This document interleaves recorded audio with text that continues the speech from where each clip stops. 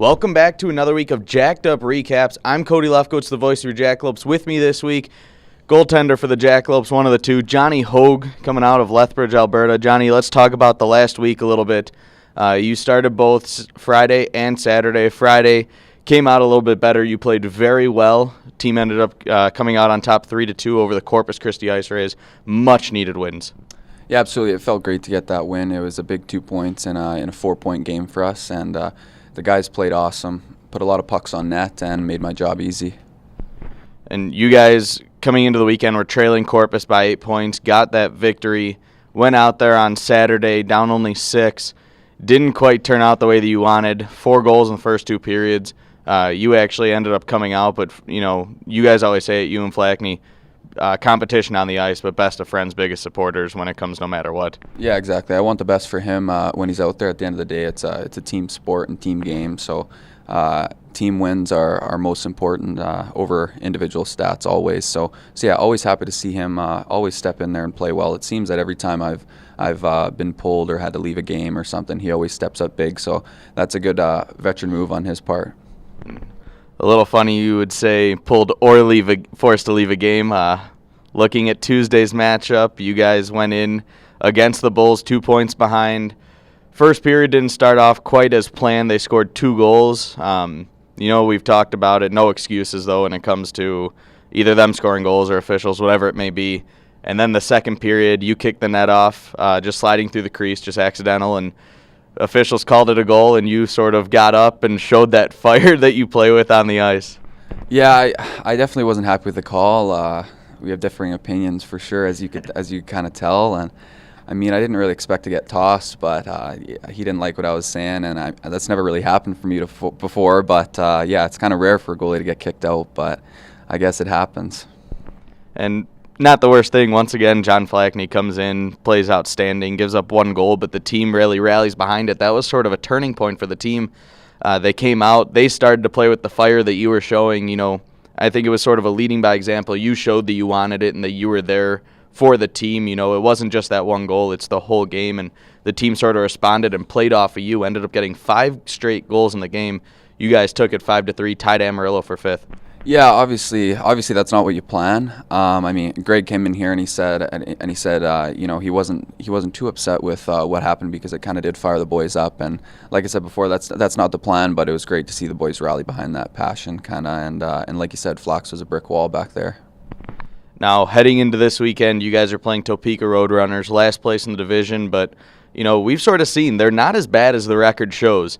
They took you guys for 2 games in Topeka a couple weeks ago. I think you guys are caught off guard a little bit. Now you know what to expect. You've actually played them. What is this weekend going to hold? Yeah, it was a long trip up there. I mean, no excuses, but we came out heavy-footed, and you could tell we had our bust legs, and just wasn't a good enough effort by anybody. And I didn't play my best games, and yeah, Flax did have a good game on that Saturday, but we just couldn't score more than them. Looking forward to this weekend matchup again, and like you said, they are a good team. This is a really good division as a whole, so it's going to be a tough game every night. So yeah, we can't take them lightly.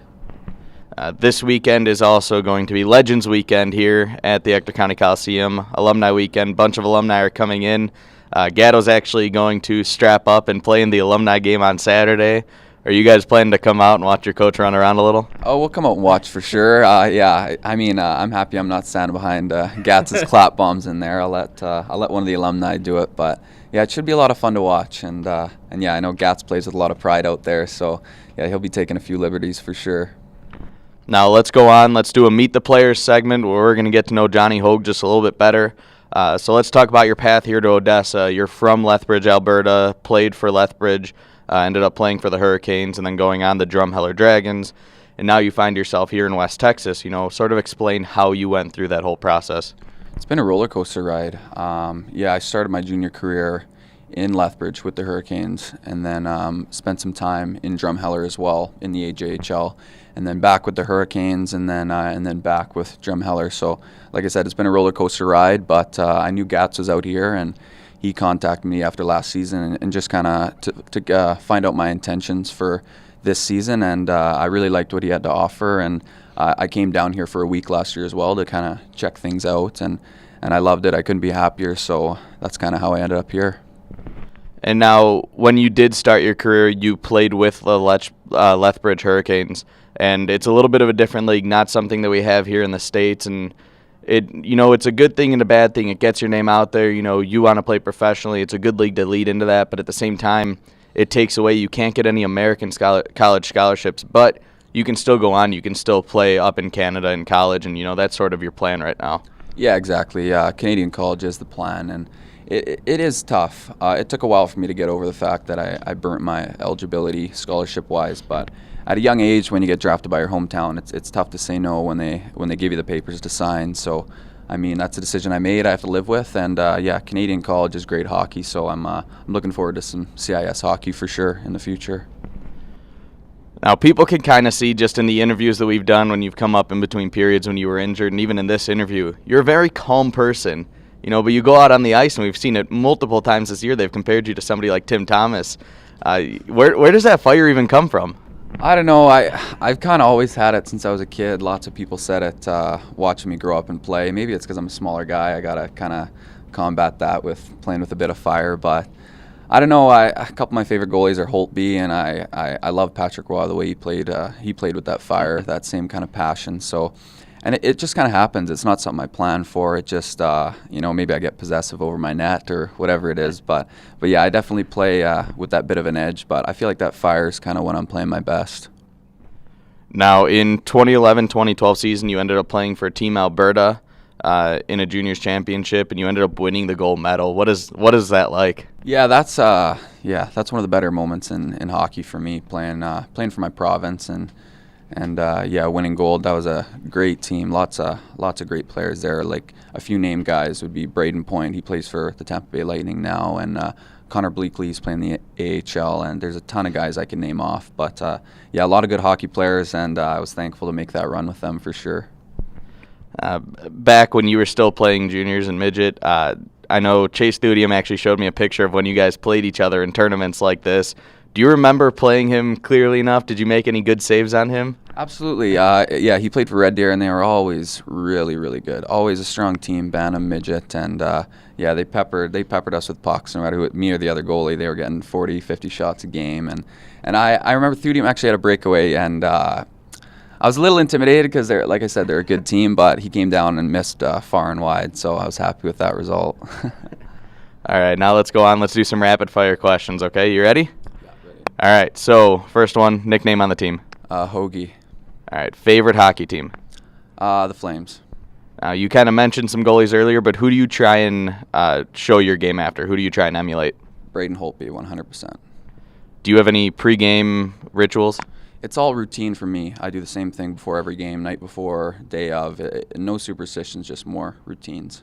And what are some of those routines? A lot of visualization. I believe that's just as important as the practice on the ice. So before bed, before my nap, after my nap, when I get to the rink, a lot of visualization. I like to see the saves before I actually make them. Do you have a favorite food that you like to eat on game day? On game day, I'm honestly not too picky, as long as it's some sort of meat or fish, and then a rice or a salad or something of that sort. Nothing too heavy. What about a favorite movie? Favorite movie? Probably Django Unchained. That's a great movie. If you could go on a dream date with anybody, who would you pick? Jennifer Aniston, for sure. Age is just a number. If you could have one superpower, what would it be? To never let another puck in the rest of my life, probably. What about a spirit animal? A dog. Dog for sure. I love dogs so much. I love dogs more than people, honestly. If you went to karaoke, choose one song. Not a karaoke guy, but maybe if they threw some rap on there, I'd spit something out for them. And then last one, do you have any hidden talents that people may not know? No. Hockey's the only thing I'm above average at, pretty much. What about rap? I rap? No, I'm not very good at that either. I like golfing. Golf's fun, and playing with my Labradoodle Rudy. All right, thanks, Johnny. All right, that'll do it for this week's edition of Jacked Up. You can follow us along all season on Facebook, YouTube, and Twitter, or at jackalopes.org.